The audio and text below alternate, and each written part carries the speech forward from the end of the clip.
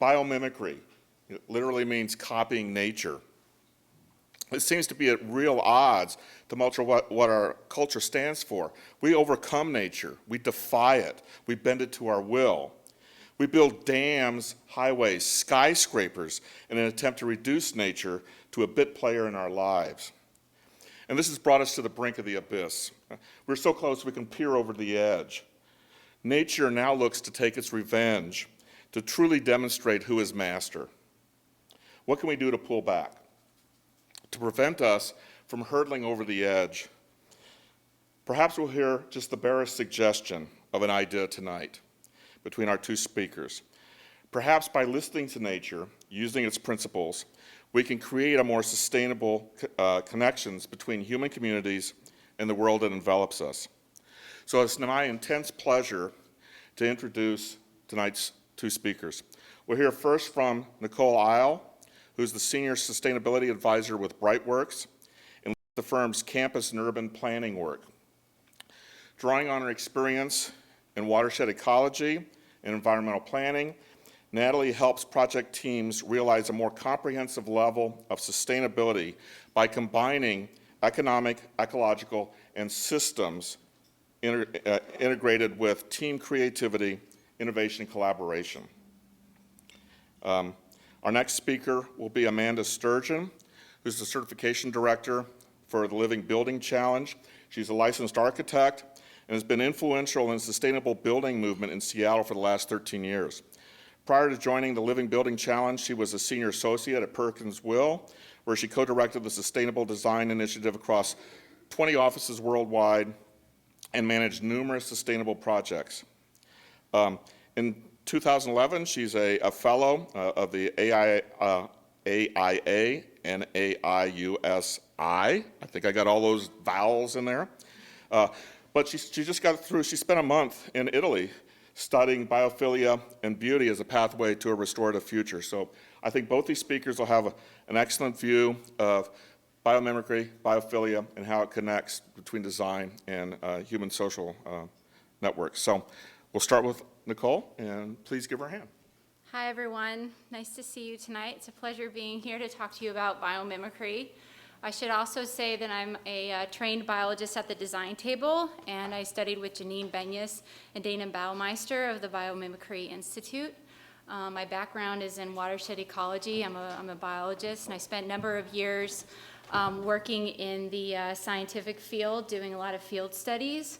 And so it's been a thrill to take what I know about the biological world and combine it with the work that I do now with architects, engineers, and the construction industry. So tonight I'm going to talk about the art and science of biomimicry. And biomimicry is capturing the world's attention. It is just gaining global recognition. The London Financial Times calls it a growth area for this industry. Harvard Business Review in 2009 called it one of the business world's top 20 ideas. In fact, Janine Benyus, the founder of the Biomimicry Guild and Institute, and coined the term biomimicry, has been deemed one of the world's most influential designers by Business Week. In fact, the Biomimicry Guild has a close partnership with HOK, one of the largest architecture firms in the world. She's won numerous other awards along with Biomimicry Guild and Institute. She won the Earth Environment Award through the United Nations Environment Program, has been on the cover of Time magazine, and is working with Ashoka Changemakers, one of the world's leading organizations of social entrepreneurs. It's a global network, and they're taking on some of the biggest challenges in what it takes to design living buildings. You know, what are the big sort of issues that we face in terms of renewable energy production efficiency levels, or the fact that concrete has such a high level embodied energy, and it's one of the most prevalent construction materials used. These are big challenges that we need to deal with, and so she is helping with the Ashoka Changemakers to take on these sort of challenges. So what is biomimicry? Biomimicry is the conscious emulation of life's genius. What does that mean? It means that it's a learning tool, it's a design discipline, it's a way of thinking about the world, It's based on learning from nature and applying what you learn to human challenges.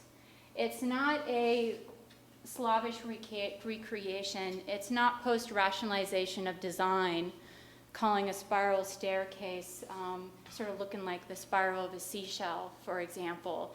It's intentful design where you're thinking about nature, you're learning from it, you're applying what you learn with intent, with recognition to the challenges that you face, whether it's manufacturing or design or whether it's in organizational development in many different industries. Biomimicry is this great, incredible intersection between innovation and sustainability. And really, nature is our best benchmark for sustainability, right? And so if you use nature as a tool in understanding how to build greener buildings and how to organize businesses in ways where they're more efficient, more fluid in their operations, we can look to nature because nature has solved a lot of those different challenges. And in doing that and using it as a learning tool and a discipline, you open vast levels of innovation in how you think about the world, how you think about the business that you're in. And really, this is an imperative that we all face because we're limited in the resources that we have available to us. This is an incredible graphic that shows on your left, the blue ball represents all the water on the planet compared to the sheer volume of it. On your right, the pink ball is all the atmosphere. So all the water, fresh water, salt water in the glaciers, in the atmosphere, captured in that little ball, and in the atmosphere on the right with that pink. So it just shows there are limits and boundaries to the resources that we have, and that we need to be efficient with the way that we use them, and we can look to nature to learn how to go about living within balance on this planet. Nature has a lot to teach us. Because after all, life has been around for a very long time, and human existence is one little blip on that timeline. In fact, over the 3.85 billion years of trial and error that nature has undergone in research and development, there has been a 99.9% failure rate. And the 0.1% of species that you see today, the 30 million different species, we're one of them, have figured out the materials, forms, processes, systems, and strategies needed to sustain themselves in conditions of the earth today. And these are the same conditions that we must face.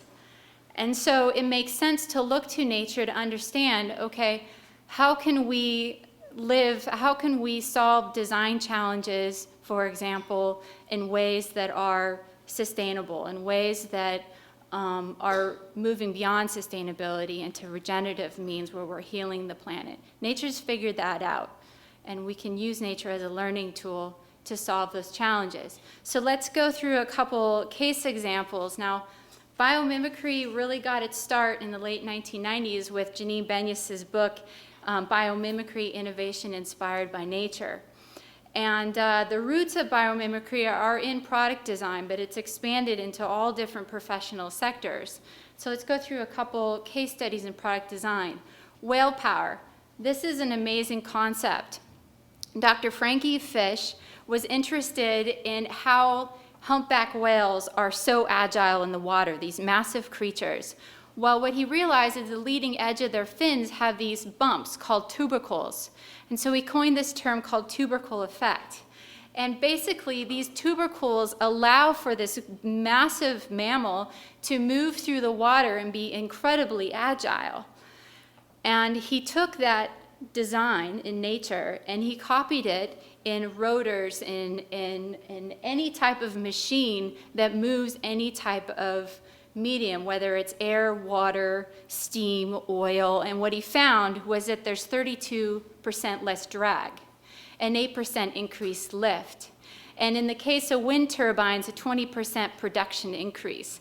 So all of a sudden, you have this design that has been in nature for so long, and it was uncovered, brought to our industry in ways that we're making green power is more sustainable on this planet.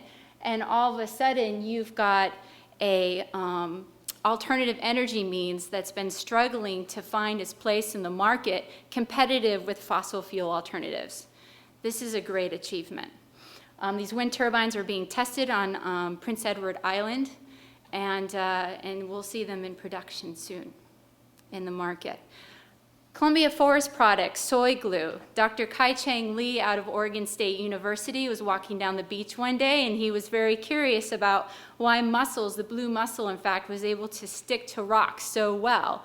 And Dr. Kai-Cheng Lee, being in the Wood Forest Products Research lab at Oregon State, he was looking at different composite wood. So he was dealing with a lot of formaldehyde type products.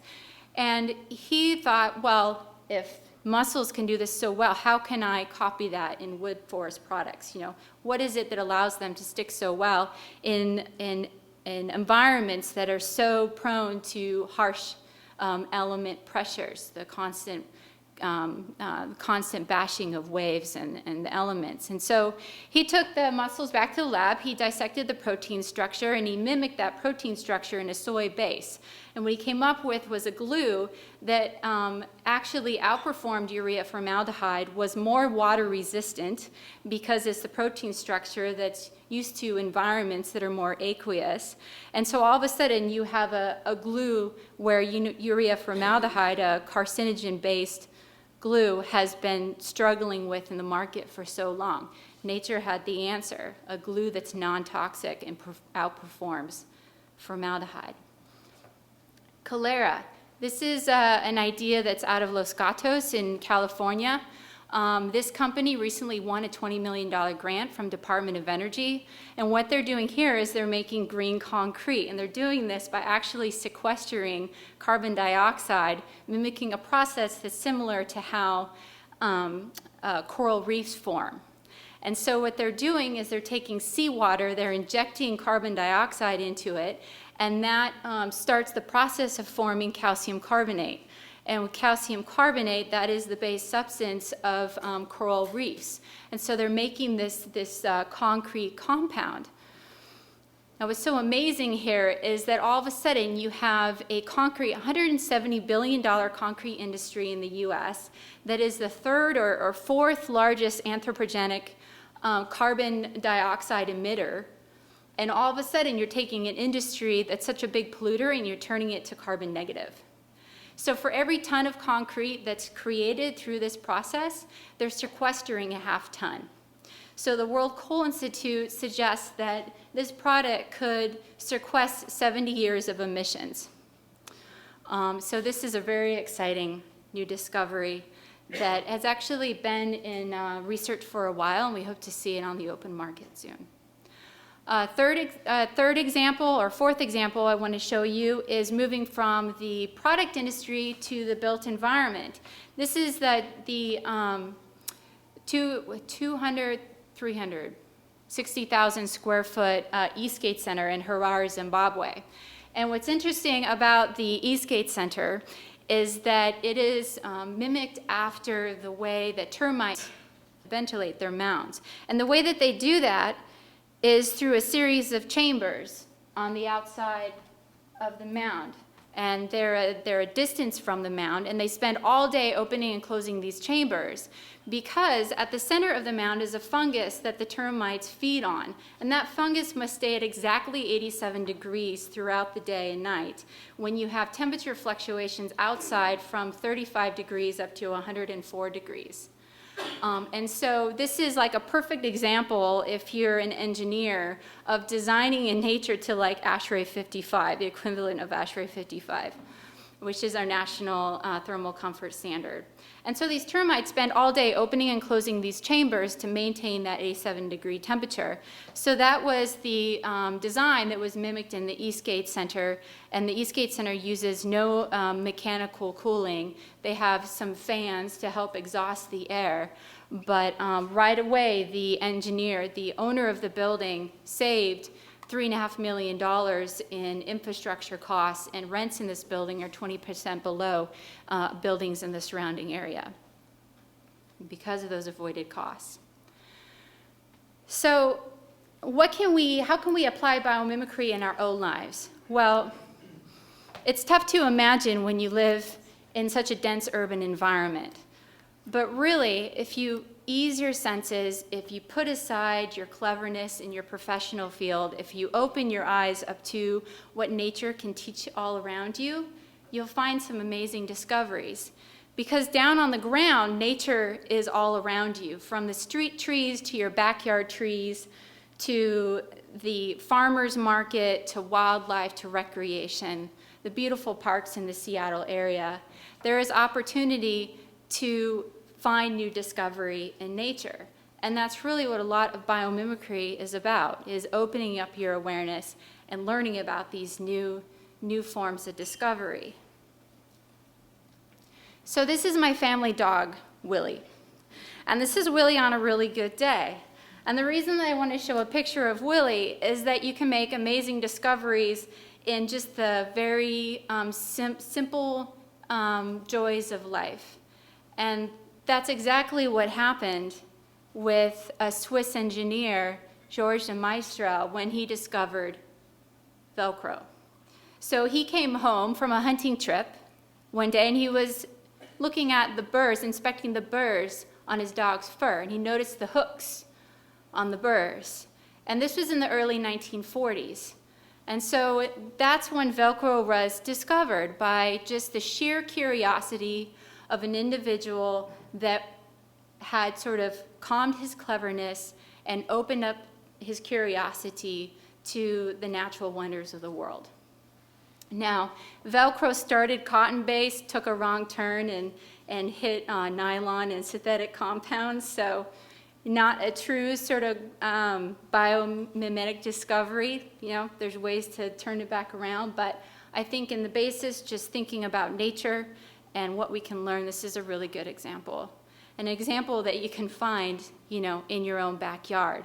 So let's look at other examples that you might find in your own backyard and applying it to our lifestyles here at home in a denser urban environment.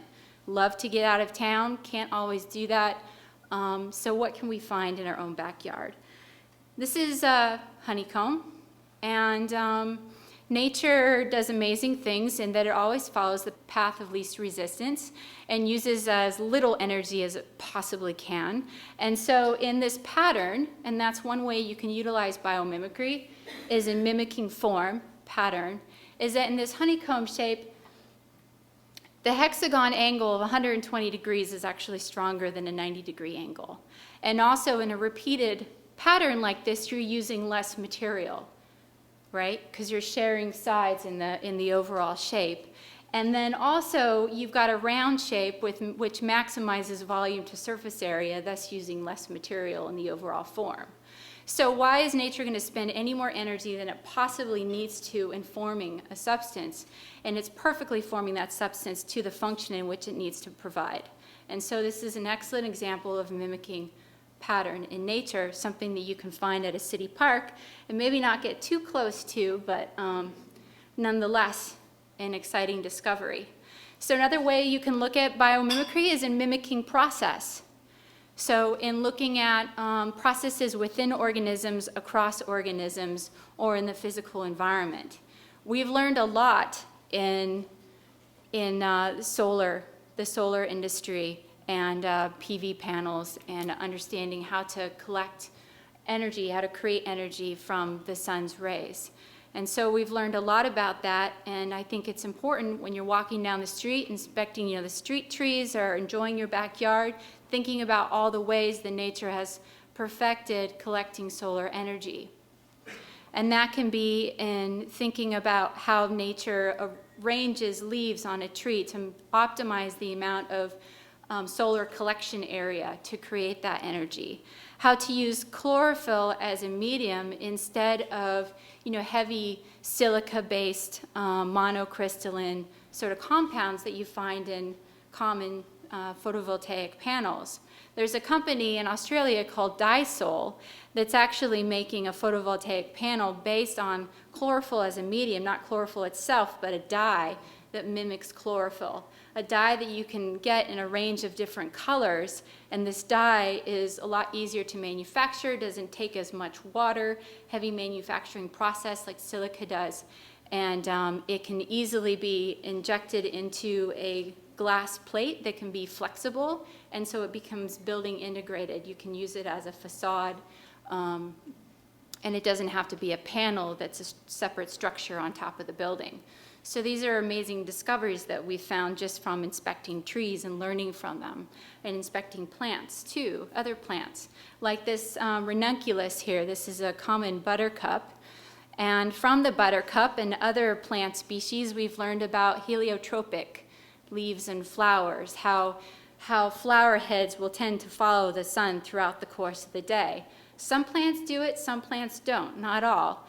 But the common buttercup does. And so what do we see now? Solar tracking technology that tracks the sun. It's a dish throughout the day that collects energy, optimizes it by facing the dish in the direction of the sun as it travels across the sky. We learn that from different plants. Also in leaf flexibility and maximizing solar rays and how the light hits the leaves throughout the course of the day. They're flexible to maximize the leaf area and capture the sun's rays at the correct angle. So lots of things that we've learned from trees and other plants. Here's a third example that you might find in your discovery when thinking about biomimetic solutions. And this is more of a metaphorical example, but I think this is a really interesting one. Forest stand dynamics. In forests, you have gaps in the canopy where there may have been a natural disaster. There may have been like a forest fire or a flood, for example. There may have been disease, all kinds of different pressures on the forest stand. They create these gaps. Well, these gaps don't represent destruction, they represent opportunity. And the gaps can be organized in terms of size and shape, abundance, composition, spatial, temporal distribution. And I think the parallel here that I think is very interesting is in urban planning and redevelopment. When we think about downtown urban areas like Seattle and the redevelopment of the viaduct and areas of blight here, I was like, reminiscing about my travels to Italy. In thinking about new opportunity in areas of redevelopment, if you characterize them in terms of size and shape, abundance, these different forest dynamics, and saw them as open gaps of opportunity, and at open gaps, what happens in forests is that the surrounding needs of the forest can be met in that gap, because there's always change, there's always pressures on the forest, either to bring new diversity in, to add more nutrients to the soil, whatever it may be. And so this new opportunity allows for some wonderful things to happen to build the integrity, the resiliency of that forest stand. And so too, we can take those parallels to build the resiliency and the integrity of our urban areas. So some resources for you to take home. Who's been to the asknature.org website? Okay, several of you have. So as budding biomedics, and maybe some of you have applied biomimicry to your projects or to your design processes, whatever, or maybe in teaching others, this is a wonderful tool to take home, and it's free. You can get right on, and you can learn about nature right at the fingertips of your computer. You go to asknature.org. There's a search engine in the upper right-hand corner. You can put in any challenge you face. Glare control, thermoregulation, collecting water, heat loss, heat gain, whatever it may be. You can put in a common animal's name. You can put in elephant, flamingo, whatever it may be. You don't have to be a biologist. You don't have to put in scientific names.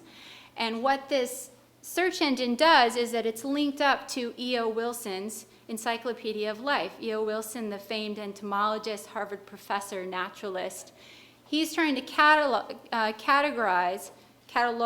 the different species on the planet. He's got an incredible undertaking. But all the great work that he's done links right up to Ask Nature. Ask Nature does a query for what you put into that search engine, and you'll get a list of species and the ways that they solve for that very same challenge in all different environments. So these are things that you can apply to your profession as an architect and engineer, as a research scientist, as a teacher, as a business leader, whatever it may be. Nature follows two simple main rules to live within the operating conditions of the planet. Those are to adapt and evolve and to create conditions conducive to life. And a colleague of mine, Darcy Winslow, has an interesting perspective on sustainability. She says that sustainability is not a challenge, it is a condition to be created. And that puts a very positive spin and puts a lot of hope as to the opportunity that we have in how we choose to move forward in our impacts on this planet. And I think that biomimicry is one way to go about that. The closer that we're able to align ourselves with nature and reawaken our connections with it, more opportunities we have to move toward a more sustainable pathway. And I think Ask Nature is a great way to link into the biomimicry world. So in thinking about your lifestyles, your businesses, the products you produce, the buildings you design, how can they adapt and evolve? How can they create conditions conducive to life? Those are the questions that you can ask. There's a whole series of life's principles around how to go about doing that. It's another sort of piece to biomimicry process that maybe we can get into the question and answer period. And I'll just leave you with this slide. Each species is a masterpiece, and there's a lot of elegance in nature, a lot to be learned.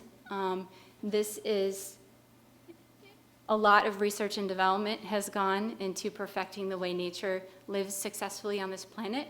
And so there's a lot to learn so that we can live successfully on the planet in the same under the same pressures and conditions that these animals have been successful and have figured it out already. So with that, I'm going to pass it over to Amanda Sturgeon, and she's going to talk about biophilia, the more aesthetic, spiritual side.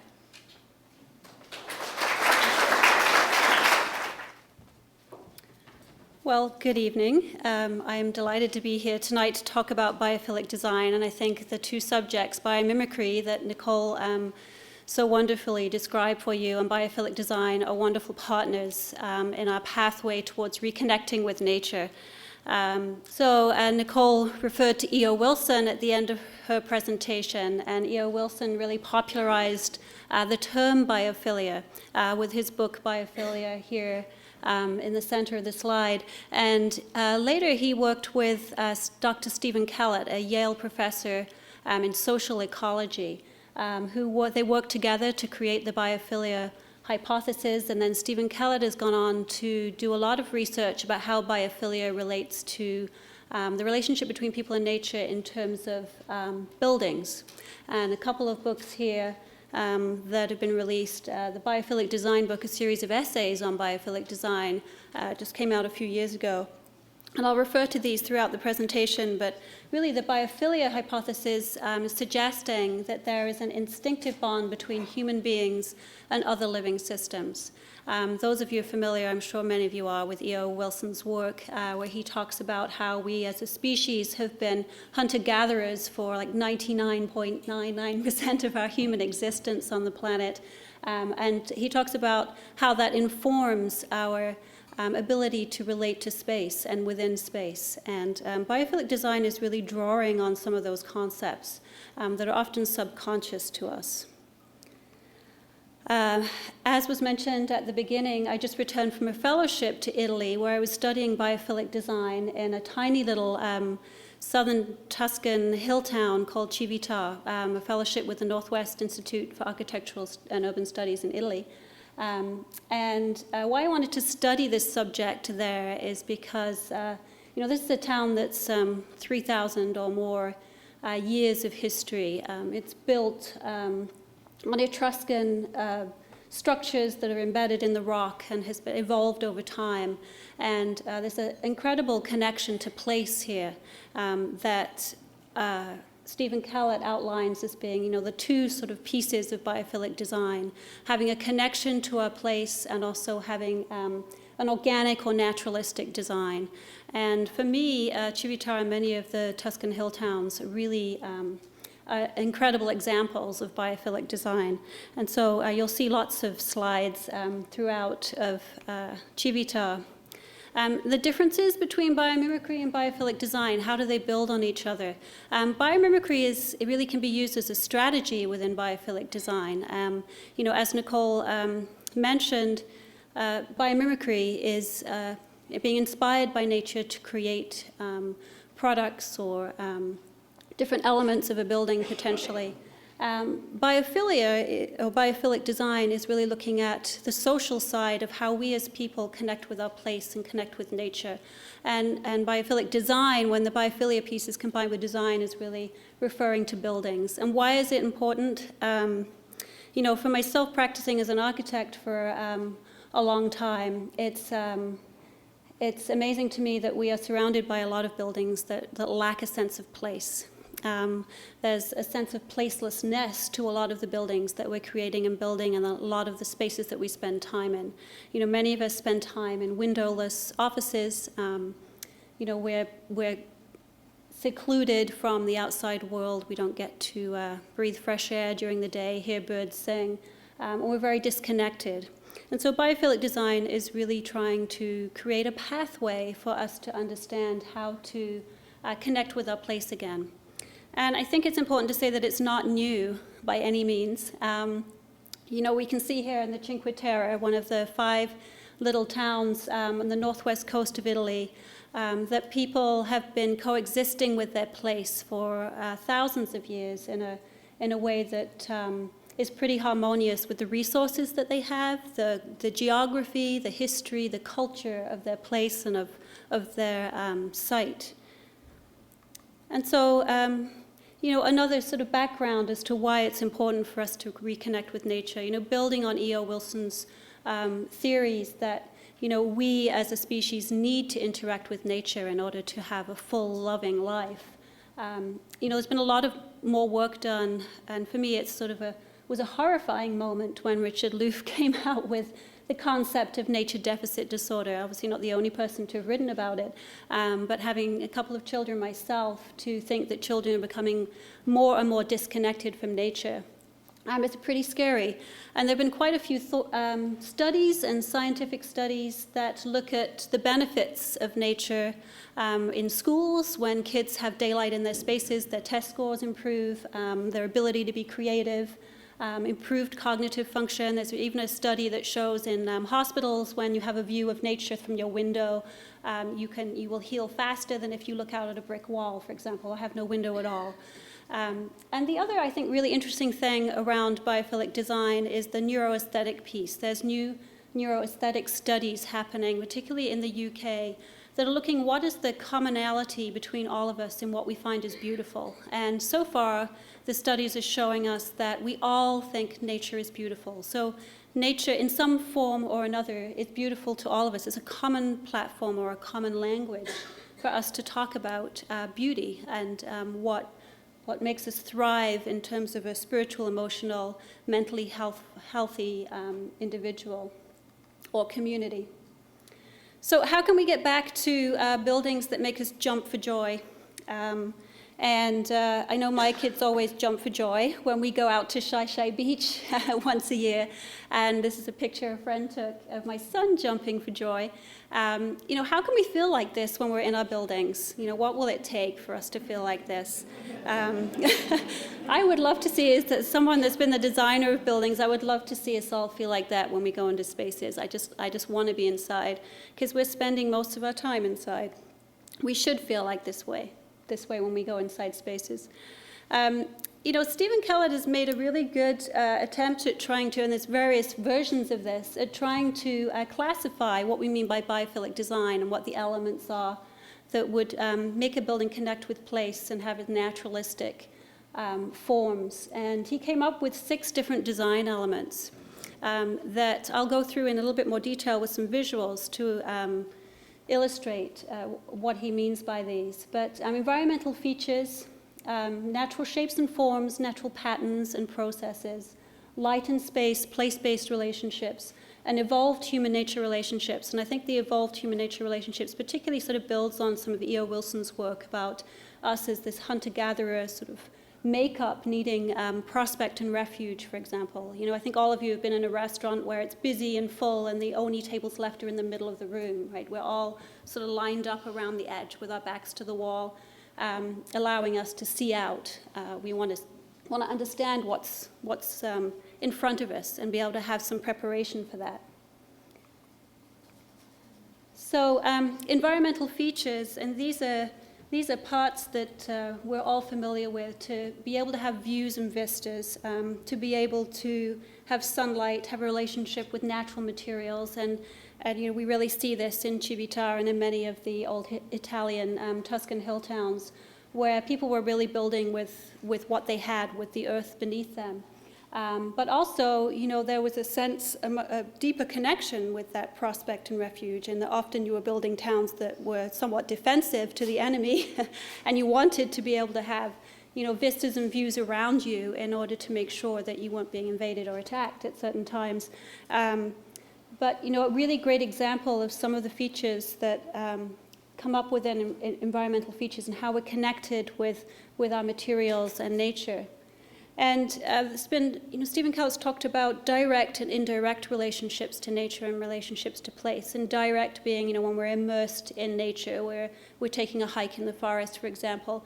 A lot of the relationships to nature that we have within buildings tend to be indirect. So they tend to be about, you know, the use of materials, the ability to see out, our ability to have sunlight, connection with water or animals, for example. A couple more examples of environmental features. You know, bringing water into a building. I've also seen some studies recently that looked at the benefits of having some kind of water sound or some kind of water relationship in healthcare projects and how it can really help people to heal faster. Also, you know, the use of really natural materials here and this, you know, image to the left where we really let nature just sort of overtake our buildings. The second category is talking about natural shapes and forms. So this is the Eden project in the UK, in Cornwall, that really did use actually biomimicry. It's a really great example of how biomimicry, I think, and biophilic design really intersect. And there's actually a great TED talk by the architect of this building. If you look it up and you look up Eden project, you'll see it. But they looked at what nature would do to cover a space like this. This is basically a greenhouse botanical space. And came up with the concept of a bubble. What would nature do to cover a space like this? And so each of those little cells is actually a bubble. It's inflated to some extent. It's a two-layer plastic. And so I think it's an example of where biomimicry has been used to create elements of a building that then really celebrates and tries to rediscover a place. This was an old mine that was rejuvenated. And, you know, again, the use of natural forms in a way that makes a lot of sense from a biophilic design perspective. Each of these little pop-ups is allowing the sun to be tracked through the day and allowing sunlight throughout the space. So they all face in a different direction, and you're able to track the sun inside the space as it moves through the day, allowing us to connect with the time of day and the weather outside. Natural patterns and processes is the other category, and it includes things such as the patina, allowing the patina of time and age to inform our buildings.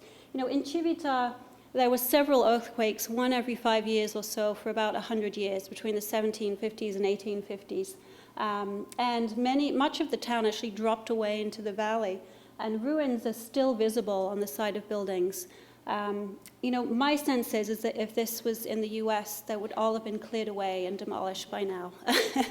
But being able to be connected with that story and that history of this place is a really important part of who the community is here. There aren't many people left living in Civita, but allowing those stories to be told is something I think we can really learn from as we're building in this culture.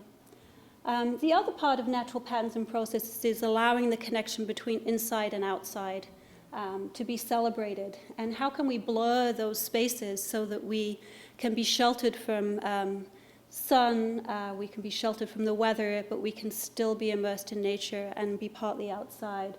And it depends on the climate, of course, but relating to what your climate is. Light in Space. This is a project, actually one of the first certified living building challenge projects that the Omega Center in upstate New York, where they really did allow sunlight to come in the project, but also, balanced it in the backside with sort of this diffuse daylight. So there's lots of different patterns of light that happen in this space. When you're there at different times, you see the sun moving through the room, and it connects you with the outside in a very direct way. And then I think, one of the oldest examples of architecture, the Pantheon, where the entire space is lit by this opening at the top of the building, open to the sky, and it's just the most powerful demonstration of light of a space that I have ever been into. I think really reminds us of how we can be using light as a key way to connect ourselves back to nature. So how can we develop place-based relationships also? The connection to place is one of the key things of biophilic design. And, just the roofs in Italy, where the layers and the patterns are related to the craftsmanship and the culture and what can be made locally and what can be transported, really start to connect you to a detail of the place that can only really happen in that particular place and is very hard to replicate. And a more local example, Islandwood, the treehouse, I think gives kids an amazing opportunity to be connected to the outside but be partially inside, and also to sort of relate to being in the trees or in the canopy to some degree. The last grouping I wanted to talk about of biophilic design is the evolved human-nature relationships. And this is the Sagrada Familia by Gaudi in Barcelona, which really does replicate and imitate natural forms in order to create a spiritual experience. And probably the most spiritual building I have ever been into, which is not a church or a place of worship, is the Sydney Opera House. Jon Utzon, the architect here, realized what it would be like to transition people through a space from the main harbor or bay, Circular Quay on Sydney Harbor. You gradually transcend a series of steps until suddenly you find yourself inside the building, and that pathway continues all the way along the side of the opera and the symphony halls to the point at which you get where you're to the end and you're just subjected to this amazing view of Sydney Harbor. I think it's an amazing example of not just a natural form, whether you find that appealing or you don't, but also an understanding of how you relate people to a place. And a quote that I really like by Jon Utzon, "Light, God's eldest daughter, is a principal beauty in a building."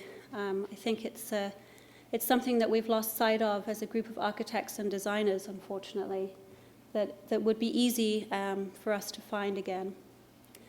So I just want to talk a little bit about how does all of that in biophilic design relate to the work that I do as Certification Director Living Building Challenge. And within the Living Building Challenge, which is 20 requirements to move us towards a restorative future. And we have more information on the tables there, and I can certainly talk to you more about the program. But one of our requirements is that designers address biophilia in those categories that I outlined.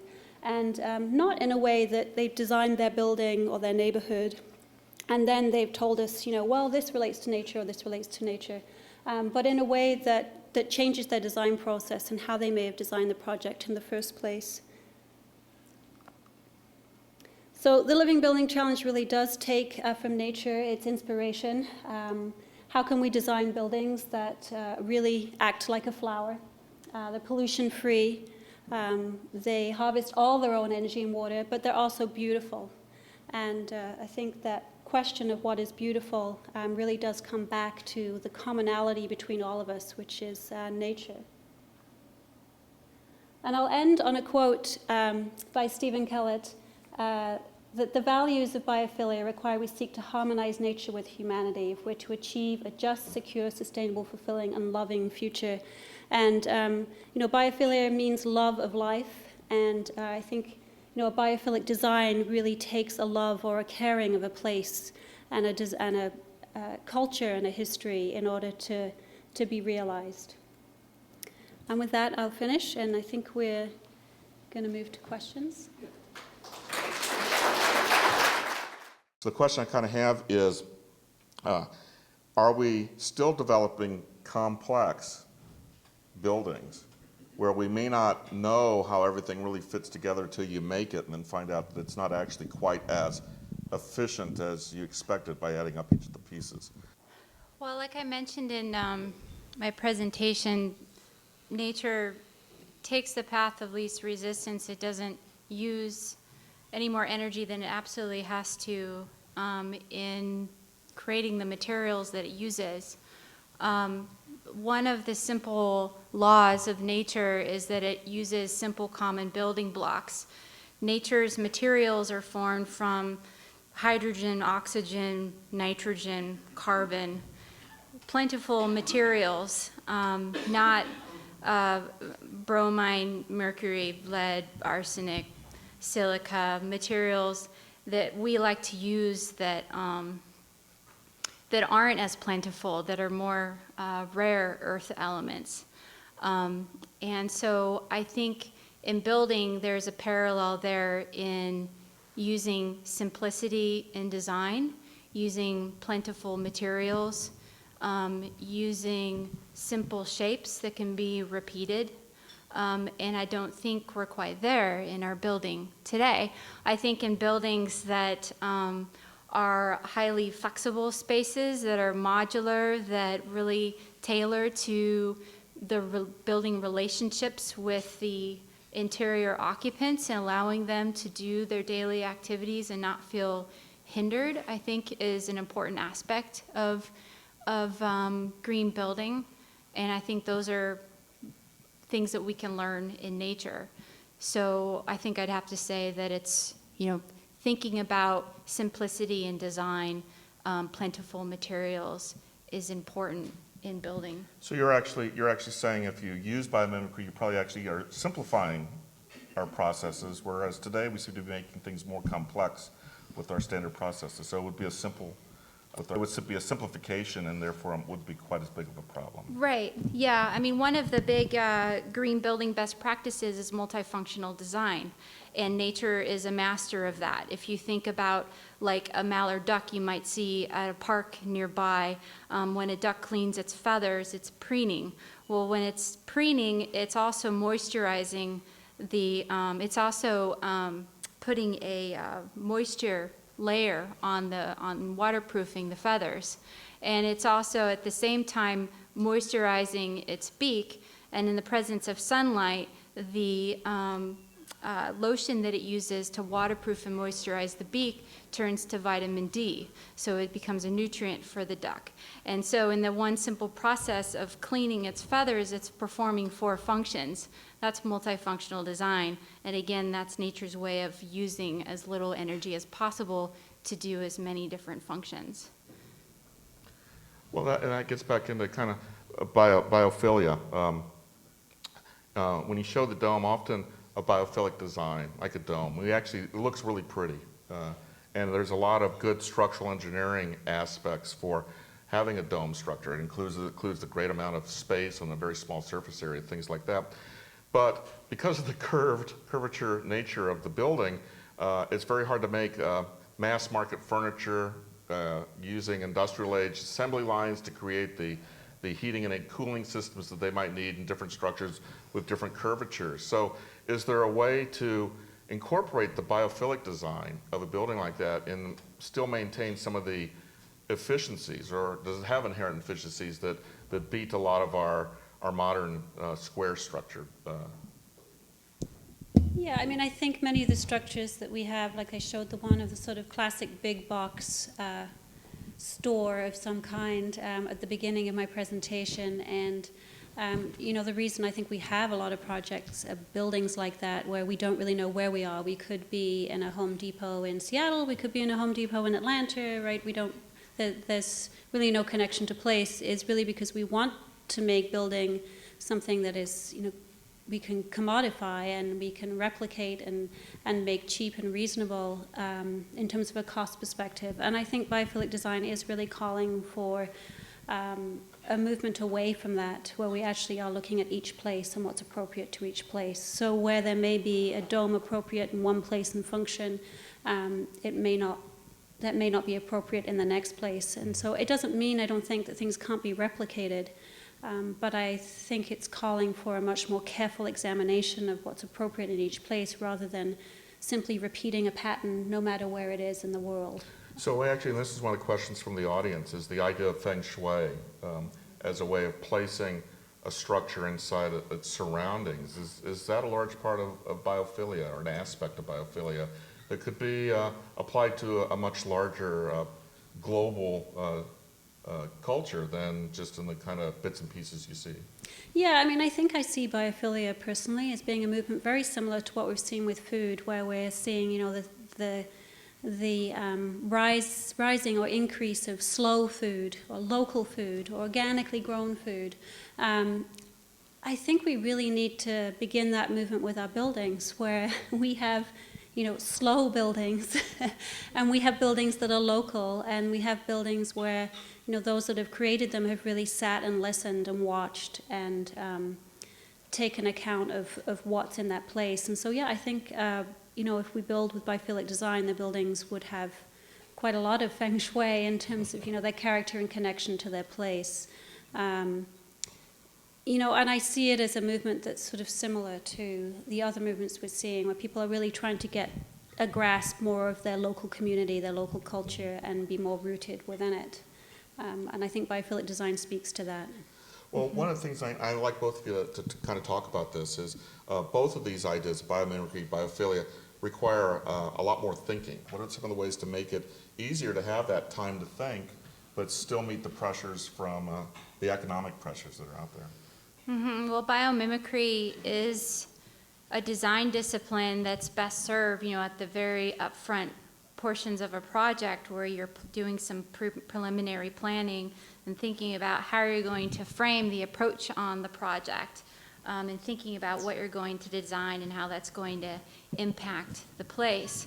I think when you start to consider cost issues, budget constraints and costs, when you start thinking about time constraints, when you start thinking about the goals and desires of the client and their own constraints from investors, that can definitely complicate the process.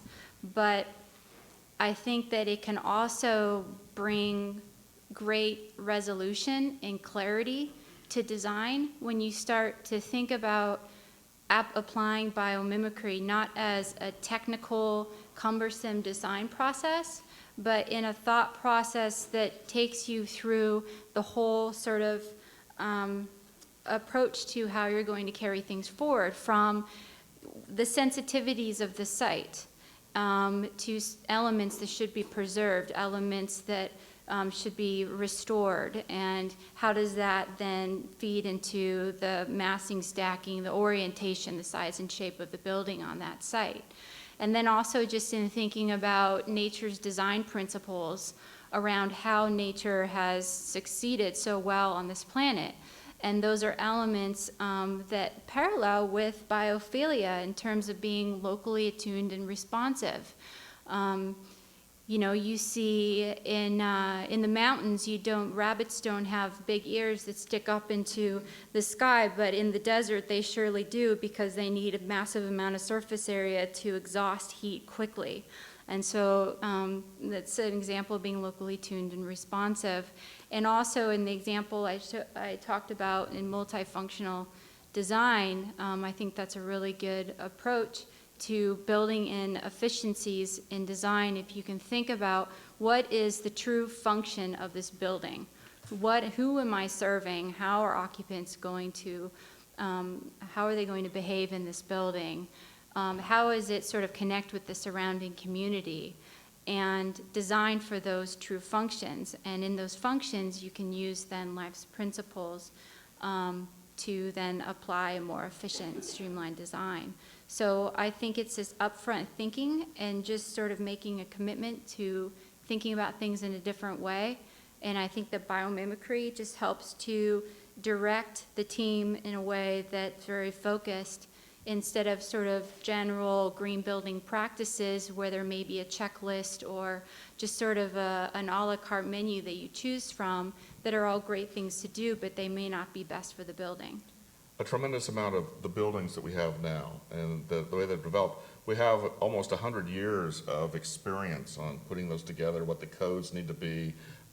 Organizations, communities feel much more comfortable with those sorts of buildings because there's a tremendous amount of experience that goes into their construction. So a lot of what I think, Biophilia and Biomimicry have to deal with is overcoming that fear, providing time for the community to contemplate it and actually move forward. So part of what it'd be interesting to hear is if you have an idea of have there been community successes that move through those processes and overcome some of the things that might slow down?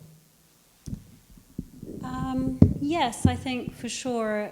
I mean, I don't know that doing a building with biophilic design necessarily slows down a process as much as simplifies it and causes us to consider what's really valuable. And I think biophilic design really speaks as much about ethics, love, morals, as anything, and that it really questions our greed as a human race and our need to do things fast and for the most profit possible. And I think it draws a deeper ethic out of us when we have to really consider our place and respect for our place and our culture and our history. So, there's been many communities, I think, that have stopped and said, okay, how are we going to build a place that's important for this community, that speaks to this community?